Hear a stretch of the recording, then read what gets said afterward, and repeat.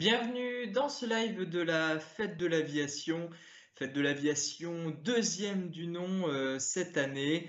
Vous pouvez nous retrouver jusque lundi pour découvrir des sujets, des conférences, des débats. N'hésitez pas à retrouver tout le planning sur le site fête-de-l'aviation.fr. C'est donc un réel plaisir de vous retrouver cette année, encore une fois par écran interposé. Nous essaierons évidemment de faire mieux et différemment l'année prochaine.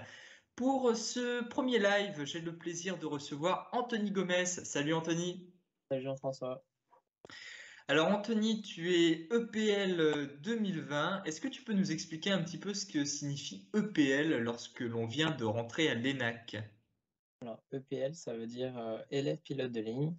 Et 2020, ça veut dire que je suis rentré en septembre 2020 dans l'école. Et donc, je suis actuellement en un cursus pour devenir pilote de ligne. Et je passe maintenant en deuxième année sur deux ou trois pour devenir pilote de ligne à l'ENAC. Et j'ai donc fini déjà toute la théorie pour devenir pilote de ligne et je vais commencer la partie pratique de ma formation en octobre à Carcassonne. Anthony, on aurait pu évidemment faire toute une conférence sur la manière dont on devient pilote de ligne et en particulier la manière dont on rentre à l'ENAC. Mais aujourd'hui, on va parler d'un tout autre sujet puisque tu es de retour d'un rallye aérien que tu as fait autour de l'Europe, un rallye dont tu es l'organisateur et l'initiateur. Alors, pour parler à tout le monde, j'aimerais quand même donner quelques chiffres. 11 jours, 40 heures de vol, 13 pays traversés, 11 escales. C'est quand même dans une petite aventure que tu t'es lancé. Bah oui, c'est sûr, je suis quelqu'un qui adore l'aventure et qui adore voler. Donc là, c'était vraiment l'occasion de rejoindre ces deux appétences et de pouvoir faire un projet qui me correspond. Et donc c'est vrai que ces 11 jours, ça a été assez intense et vraiment super intéressant et super enrichissant.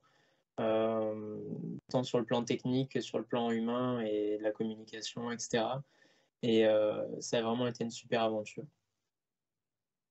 Alors, ce rallye, au départ, il faut quand même le dire, vient d'un coup de gueule, c'est-à-dire que tu as subi l'annulation du tour aérien des jeunes pilotes organisé par la FFA, tu as subi aussi l'annulation du raid de l'ATCOR pour cause de crise sanitaire. Ce rallye, en fait, c'est ton plan C. Et ouais, bah, en réalité, c'est vraiment mon plan C. Donc, non pas qu'il soit moins bien que mon plan A et mon plan B, mais en effet, à la base, j'avais prévu de participer au Tour aérien des jeunes pilotes, donc un Tour de France avec une trentaine de pilotes qui ont entre 18 et 23 ans, si je ne m'abuse. Et voilà, j'ai prévu de participer à ça parce que c'était l'événement de l'année de la Fédération française d'aéronautique. J'ai pas mal d'amis qui avaient déjà participé et qui m'en avaient dit que du bien, que c'était une super aventure, qu'on rencontrait des personnes au top. Donc je m'étais inscrit pour faire ça, j'avais passé mon vol de présélection, etc. Puis au final, ça a été annulé à cause du Covid. Et donc mon plan B, ça a été de m'inscrire au raid de la TCOR. Donc c'est en gros 2 semaines de vol qui retracent les routes des pionniers de l'aéropostale entre Toulouse et le Sénégal. Et donc voilà, le raid de la TCOR, c'est quelque chose auquel je voulais participer dans ma vie. J'avais prévu de le faire peut-être un petit peu plus tard, parce que c'est un projet qui est vraiment très coûteux, mais au final, j'avais pu récolter des sponsors pour le Tour de France que j'aurais pu transposer sur ce projet-là. Donc, je m'étais inscrit pour le raid de la TCOR, donc c'est vraiment une super aventure aussi, où on fait découvrir l'aéronautique à des enfants africains, etc. Donc, c'est vraiment quelque chose qui m'aurait beaucoup plu. Puis au final, ça a été annulé aussi relativement tardivement, en plus, mi-août, il me semble. Et donc, je me suis retrouvé mi-août avec tous les projets auxquels je voulais participer qui ont été annulés. Et donc, à ce moment-là, je me suis dit, bon, j'arrête de m'inscrire à des projets organisés par quelqu'un d'autre que moi et je vais organiser moi-même mon tour aérien que j'annulerai pas. Et donc, comme j'adore l'aventure et que j'avais envie de faire quelque chose, entre guillemets, grand, je me suis dit, je vais pas faire un Tour de France, l'idéal, ça aurait été de faire un tour du monde parce que c'est vraiment mon but plus tard de faire une aventure comme ça. Mais du coup, j'ai dû taper entre les deux et je me suis dit pourquoi pas faire un tour d'Europe, donc sur une quarantaine d'heures de vol. Et au final, donc j'ai eu 2, 3 semaines pour organiser ce projet. Et voilà, donc je suis super content d'avoir pu le mener à bien et qu'il se soit déroulé sans aucun à-coup, sans aucun à-coup. Et voilà, ça a été une super expérience et c'était la seule solution pour que je puisse faire quelque chose, voler, sans que ce soit annulé, j'ai l'impression. Ceux qui connaissaient ton initiative de faire ce tour d'Europe ont pu te suivre un peu partout sur les réseaux et en particulier sur Facebook. Tu publiais quotidiennement une photo avec un petit texte d'explication pour relater ta journée, expliquer les difficultés que tu avais rencontrées. Est-ce que tu peux revenir un peu sur l'itinéraire choisi, puisque pour parler aux personnes qui nous regardent, tu es de Béziers. Et donc, tu as fait un tour d'Europe quasi complet. Est-ce que tu peux revenir sur l'itinéraire choisi? Alors oui, donc on est parti de Béziers avec mon ami Quentin.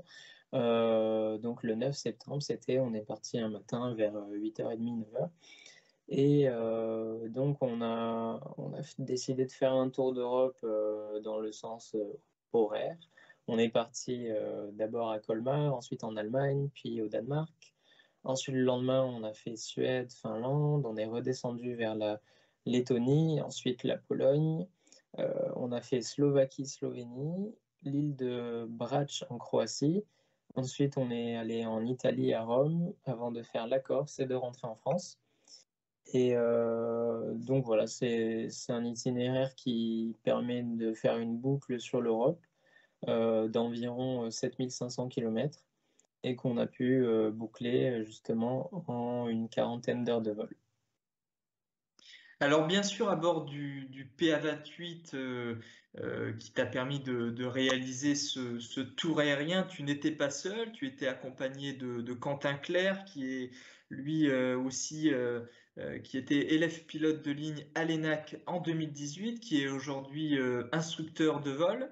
Est-ce que tu peux nous expliquer un peu la relation que tu avais avec lui, puisque c'est aussi ton ami, mais il est instructeur. Est-ce qu'il t'a donné des conseils en vol?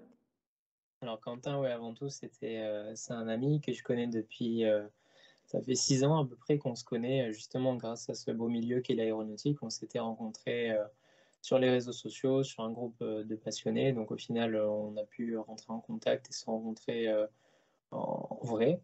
Et donc voilà, c'est quelqu'un que je connais depuis un petit moment. À l'époque, aucun de nous deux n'était élève pilote de ligne et n'avait aucun diplôme aéronautique.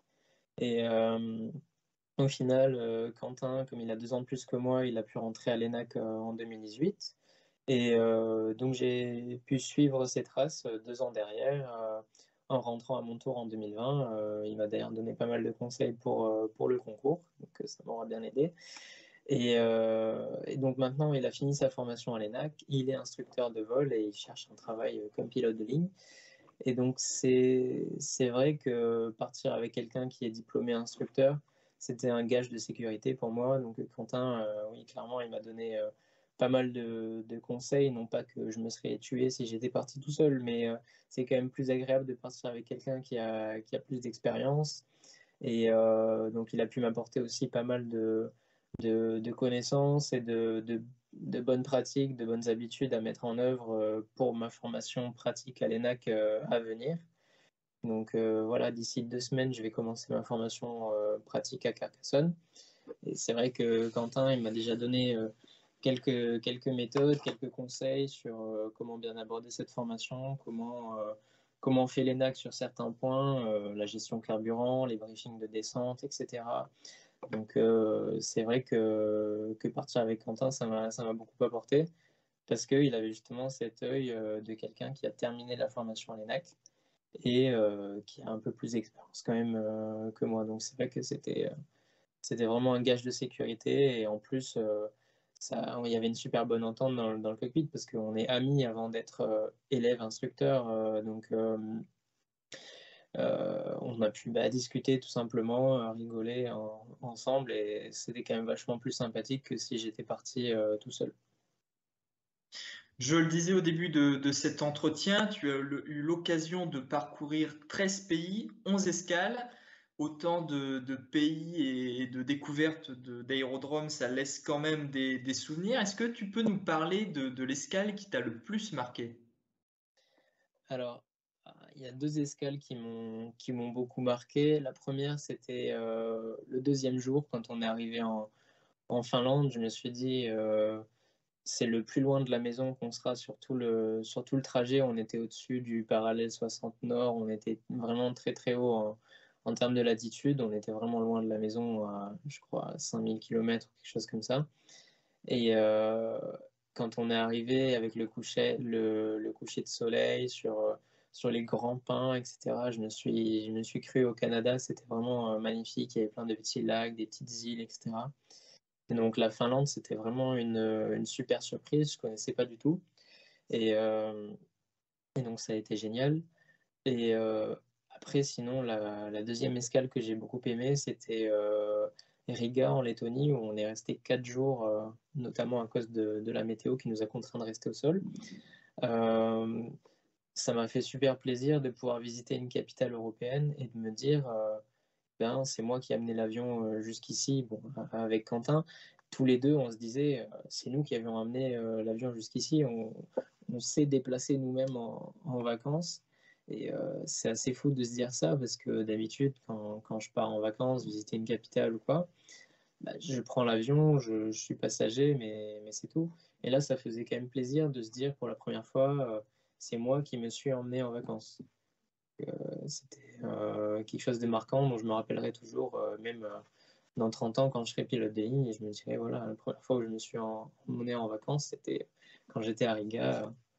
C'était voilà, c'est quelque chose qui m'a marqué, dont je me rappellerai toujours. Et est-ce que tu peux nous parler aussi de l'approche qui t'a le plus marqué, puisque quand on est pilote, on le sait, on aime en général les approches qui sont peut-être parfois un peu techniques, ou alors tout simplement on aime les approches où le paysage est particulièrement remarquable. Est-ce que tu peux me parler dans ce tour de l'approche qui t'a le plus marqué? Alors, si je dois faire un classement, j'ai 3 approches qui me viennent en tête. Donc, je vais te parler de la première, comme c'est ce qui t'intéresse. La première approche, celle qui m'a le plus marqué, je pense que c'était sur l'île de Brač en Croatie, justement. Donc, c'est une petite île qui est au sud-est de Split. Et donc, en fait, l'aéroport se trouve sur un plateau à 500 mètres d'altitude. Et au pied du plateau, il y a la ville de Bol, donc la grande ville de l'île.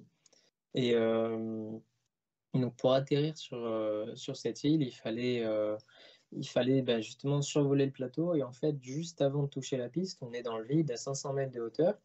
Mais en réalité, par rapport à la piste, on est à 10 mètres de hauteur par rapport à la piste. Mais on est quand même dans le vide. Et du coup, le départ de cet aérodrome, on a l'impression de se jeter dans le vide en sautant d'une colline. Et c'était assez impressionnant de gagner autant d'altitude aussi rapidement. Et après, sinon, il y a aussi l'approche en Pologne, à Babice. Babice, en gros, c'est un petit aérodrome juste à côté de Varsovie. Donc c'était une approche assez challenging, on va dire, assez demandante en termes de concentration, parce qu'il y a déjà un tracé très très précis qui est à respecter pour éviter les nuisances sur la ville de Varsovie.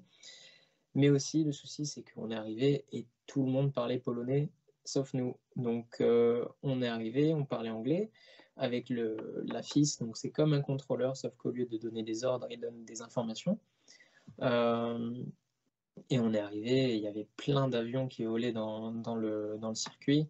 Et nous, on a dû s'intégrer en discutant avec la FIS, mais c'était compliqué parce que on n'avait pas forcément conscience de où étaient les autres avions, d'où est-ce qu'ils allaient, etc. Et ça nous a même valu une remise de gaz, donc on a dû refaire un tour pour revenir se poser parce qu'il y avait un hélicoptère devant nous qui a décidé de s'immobiliser sur la piste. Et alors, parce qu'il n'avait pas compris qu'on était juste derrière, comme on parlait anglais. Et donc voilà, ça m'a fait prendre conscience peut-être que en France, comme nous, on parle français à la radio, s'il y a des pilotes étrangers qui viennent, les pauvres, je les plains en fait, parce que en termes de conscience de la situation, c'était quelque chose d'assez troublant de ne pas forcément comprendre les intentions des autres avions. Mais voilà, c'était une approche dont je me rappellerai parce que c'était quand même demandant et que ça nous a demandé à tous les deux d'être hyper éveillés dans le suivi de la trajectoire et dans l'observation du ciel pour éviter d'avoir des trajectoires conflictuelles avec des autres avions. Alors bien sûr, à l'image de toutes les photos que tu as eu l'occasion de diffuser sur les réseaux, ton périple européen fait rêver, mais le nerf de la guerre reste toujours l'argent dans ce type d'entreprise. Comment est-ce que l'on finance un tel rallye? Alors tu l'as d'ores et déjà un petit peu expliqué, tu as profité des financements que tu avais eus pour le tour aérien des jeunes pilotes, puis que tu devais utiliser pour le raid Latécoère, mais finalement, en partant de zéro, comment est-ce que l'on finance un rallye tel que tu l'as fait? Mais c'est vrai que voilà, voler 40 heures comme ça et dépenser une somme assez conséquente, c'était pas quelque chose que je pouvais me permettre en puisant dans mes ressources parce que sinon il n'allait rien me rester. Et donc je me suis dit, voilà, je vais monter un projet, je vais essayer de trouver des sponsors qui me suivent. Donc la première chose que j'ai fait, c'est passer un petit mot à mon aéroclub pour leur dire que je faisais ça, etc. Et donc ils ont eu la gentillesse de partager mon projet à une liste de diffusion par mail avec tous les membres de l'aéroclub. Et comme ça, de fil en aiguille, avec le bouche à oreille, etc., il y a des entreprises qui se sont intéressées parce qu'il y avait des membres de l'aéroclub qui travaillent dans des entreprises qui en ont parlé à leur direction, ou des membres, ou bien des chefs d'entreprise qui travaillent qui sont membres dans l'aéroclub. Et au final, j'ai pu récolter des sponsorings comme ça, et c'était notamment le cas avec Brice, qui est membre dans mon aéroclub et qui travaille chez Capi France, qui a réussi à convaincre sa direction de me soutenir. Et, euh, et voilà, et ainsi de suite, j'ai réussi à récolter des fonds pour mettre à bien mes projets. À la base, un Tour de France, ensuite le raid de la TCOR, puis au final, un Tour d'Europe. Et voilà, j'ai eu de la chance que mes sponsors soient compréhensifs en ces temps difficiles de Covid, de me suivre dans toutes mes aventures. Et voilà, c'est vrai que ça a été compliqué pour moi de leur dire deux fois, ah ben non, en fait, je change de projet. Voilà, c'est un petit peu embarrassant, mais c'était totalement indépendant de ma volonté. Et c'est pour ça qu'à la fin, je me suis dit, voilà, je vais faire mon projet et je l'annulerai pas. Et comme ça, fini les rebondissements dans l'histoire. Et, euh, et voilà, donc c'est grâce à ces sponsors que mon aventure a été possible. Et voilà, je les remercie encore une fois parce que c'était vraiment une superbe expérience que j'aurais pas pu vivre sinon. Est-ce qu'on peut les citer peut-être aussi, si tu en as en tête, pour les remercier directement en live? J'ai quatre sponsors principaux, c'était Capi France, comme je l'ai déjà cité, l'aéroport de Béziers-Cap d'Agde, qui a eu la gentillesse de me subventionner, le collège Sévigné à Narbonne, donc mon ancien collège qui a une option aéronautique, et qui a décidé de me soutenir, et aussi le garage de mon oncle, le garage Gomez. Voilà. Et on les remercie, bien entendu. Ouais. Alors, un rallye aérien, c'est aussi toute une entreprise logistique, même si tu es resté en Europe. Est-ce que c'est facile de traverser l'Europe de bout en bout, de traverser un certain nombre de frontières? Comment est-ce que l'on s'y prend? Est-ce que c'est pas un casse-tête administratif d'abord et avant tout? Alors c'est vrai que au début ça peut faire peur de se dire je vais aller dans 11 pays, traverser 13 frontières. Euh, et moi j'étais jamais allé à l'étranger avant ça, j'avais jamais traversé de frontières en avion en étant aux commandes. Mais j'ai passé la théorie de pilote de ligne cette année, donc on a appris quand même sur le papier comment il fallait faire. Et donc je me suis dit, voilà, on va juste mettre en application ce que j'ai appris et ça va bien se passer. Donc au final, ça s'est très bien passé et j'en retiens comme expérience que traverser une frontière, c'est rien du tout. En fait, les frontières, souvent, même au sol, elles sont pas du tout matérialisées. Et ce que ça représente concrètement, c'est qu'on passe un point de report. on passe d'un contrôleur français à un contrôleur allemand ou d'un contrôleur allemand à un contrôleur danois.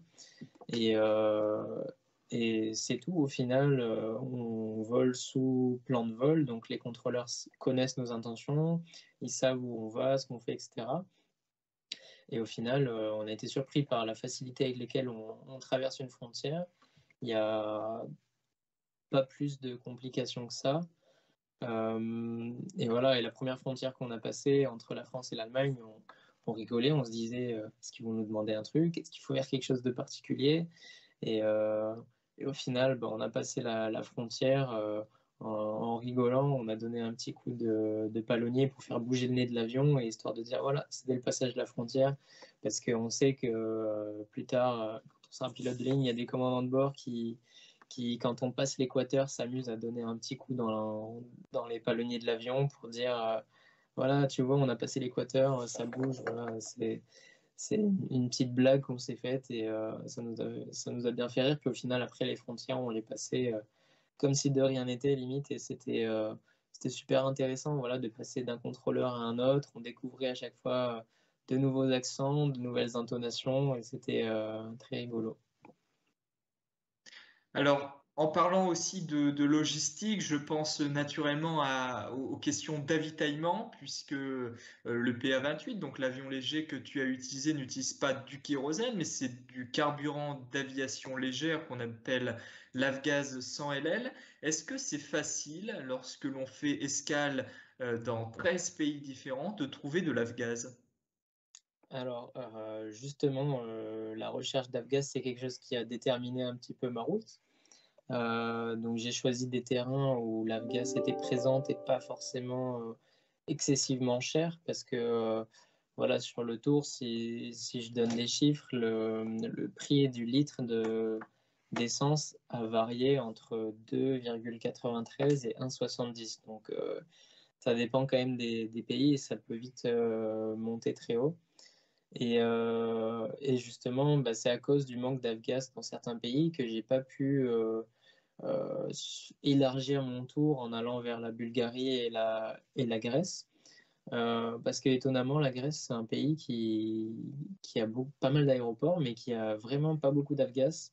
Il y avait un aéroport sur le nord de la Grèce qui avait de l'Avgas, donc pour moi, c'était pas réalisable, parce que si la météo nous empêchait d'atterrir à cet aéroport, on aurait été bloqué ailleurs sans pouvoir ravitailler, donc ça aurait été très embêtant. Donc au final, j'ai préféré passer par Pologne, Slovaquie, Slovénie, et ensuite la Croatie. Et, euh, et voilà, donc en termes de carburant, les contraintes qu'on pouvait avoir. Et puis bien sûr, la difficulté aussi était que tu volais uniquement en VFR. Est-ce que tu peux nous expliquer ce que signifie voler en VFR et qu'est-ce que ça implique, notamment en termes de préparation météo? Alors, voler en VFR, ça veut dire qu'on vole sous un régime de règles de vol à vue. Donc, ça veut dire concrètement qu'on n'a pas le droit de rentrer dans les nuages, qu'on doit garder un certain espacement horizontal et vertical avec les nuages, qu'on a certaines contraintes en termes de visibilité. Il faut qu'on ait une visibilité généralement comprise entre 5 et 8 km au moins. Et donc, ça demande quand même des conditions météorologiques relativement favorables. Et c'est vrai que ça se présente vite comme une contrainte majeure dans l'organisation du voyage, parce que voilà, on a fait ça en septembre, on n'était pas disponible avant. Moi, je travaillais et Quentin faisait de l'instruction, et donc on a été contraint de partir en septembre. C'est vrai que notre départ de France s'est fait sous une météo relativement maussade, et c'est pour ça qu'on a dû voler 8 heures le premier jour jusqu'au Danemark pour fuir ce mauvais temps, avec une grosse perturbation qui arrivait sur la France et l'Allemagne. Et c'est vrai que chaque soir, on devait éplucher les prévisions météo du lendemain, mais aussi du jour d'après, pour voir si on pouvait non seulement aller sur notre prochaine étape, mais en repartir le lendemain. Et donc, on devait toujours avoir des prévisions météo à 2 jours. On devait aussi éplucher les NOTAM qu'on appelle, c'est en gros toutes les restrictions qu'on peut avoir sur un aérodrome, en route, des zones réglementées ou interdites qui pourraient se créer sur notre passage.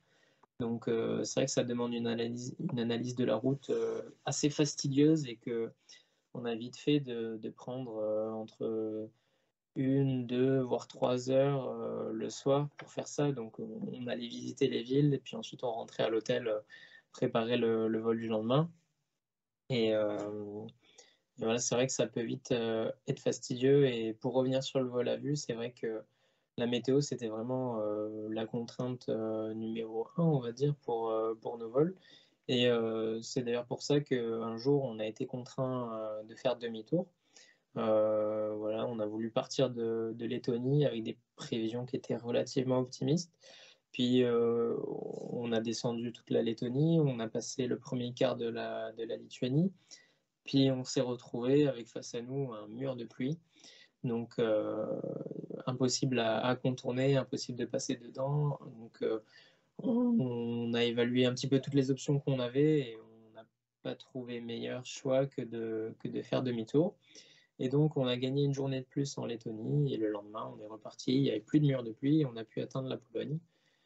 Et voilà, donc c'est à cause de la météo qu'on est resté 4 jours à Riga et 2 jours en Croatie au lieu de 1 jour comme prévu.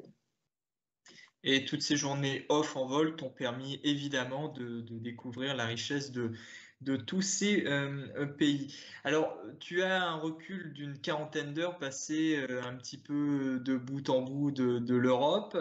Quel conseil donnerais-tu à une personne qui demain souhaiterait faire un tour similaire à celui que tu as pu réaliser? Je le rappelle, tu es PPL, donc pilote privé, c'est-à-dire pilote d'aéroclub, pilote du dimanche. Euh, Qu'est-ce qu'il faut savoir avant de partir dans un tel périple? Bah, avant de partir, c'est bien quand même de savoir où trouver les informations qu'on cherche. Bon, je vous donne la réponse. En fait, on trouve tout dans les AIP, donc les publications aéronautiques de chaque pays. Il suffit de taper sur Internet AIP Pologne ou AIP Lituanie, etc. Et en fait, là-dedans, on va pouvoir retrouver toutes les informations qui nous intéressent en termes d'espace réglementé là-bas, de cartes d'approche, etc. Et donc voilà, bien se renseigner avant de partir sur les procédures dans les pays. Nous, on a eu la contrainte supplémentaire par rapport au Covid, voir si dans chaque pays c'était possible de venir sans se mettre en quarantaine ou quoi. Donc c'est vrai que ça a apporté un élément de recherche en plus qui peut être assez contraignant, mais au final, on s'est rendu compte que c'était vachement plus ouvert que ce que ça pouvait en donner l'air sur ce qu'on trouvait sur Internet. Au final, notre passe sanitaire, il n'a pas été contrôlé avant qu'on arrive en Croatie, donc on a quand même bouclé plus des 3 quarts du trajet. Euh, et voilà, après, sinon, j'ai trouvé pas mal d'informations dans un forum qui s'appelle YouFly. Et donc, ça donne des informations par rapport au prix de l'essence, aux taxes d'atterrissage, aux taxes de parking qu'on peut s'attendre à payer dans un endroit. Puis aussi un petit commentaire pour dire est-ce que les gens sont sympathiques, est-ce qu'on est bien accueilli, est-ce que l'aviation générale est la bienvenue dans cet aérodrome. Et au final, avec tous ces outils, ça m'a permis de préparer mon voyage sereinement et d'adapter ma route justement pour aller dans des aérodromes qui étaient accueillants, etc. Et ce que je faisais aussi, c'était j'envoyais un petit email à l'aérodrome pour dire qu'on venait tel jour pour voir si on pouvait en effet venir et s'ils avaient des consignes particulières à nous transmettre. Et au final, voilà, tout s'est très bien passé et on n'a pas eu de surprise où on n'est jamais arrivé quelque part et on nous a pas dit ah ben non, vous pouvez pas venir. Vraiment, à chaque fois qu'on allait quelque part, on savait qu'on était attendu et qu'on était les bienvenus, quoi. Donc prévenir et anticiper sont donc les maîtres mots, évidemment, pour préparer un tel rallye aérien. Euh, pour terminer, est-ce que tu peux nous dire le meilleur et le pire moment de ce rallye? Alors, bah, le meilleur moment, je pense que c'était notre arrivée en Finlande. C'était vraiment un cadre que j'ai trouvé magnifique, qui ressemblait au Grand Nord canadien, avec des grands pins, des lacs, des îles, etc. On est arrivé, il y avait des hydravions sur l'aérodrome, etc. Puis les gens là-bas étaient vraiment adorables, super sympathiques. Ils nous ont proposé de nous conduire quand on est arrivé jusqu'à notre hôtel, etc. Et donc, je garde vraiment un super souvenir de la Finlande. Si jamais des pilotes privés sont tentés d'aller en Finlande, je vous conseille fortement le terrain de Pita, EFPR, c'est le code EACI. Et donc, il y a une petite piste de 1000 mètres et des gens adorables là-bas. C'est un aérodrome qui a été construit il y a 4 ans et qu'ils essayent d'étendre pour des opérations plus commerciales, etc., dans les années à venir. Et donc, ça se trouve en gros 50 km à l'est de la capitale Helsinki. Et donc, c'est un aérodrome tout neuf et avec des gens géniaux. Donc, la Finlande, je pense qu'avec Quentin, on en garde un super souvenir. Ils nous ont même offert une petite flamme, je vais vous montrer.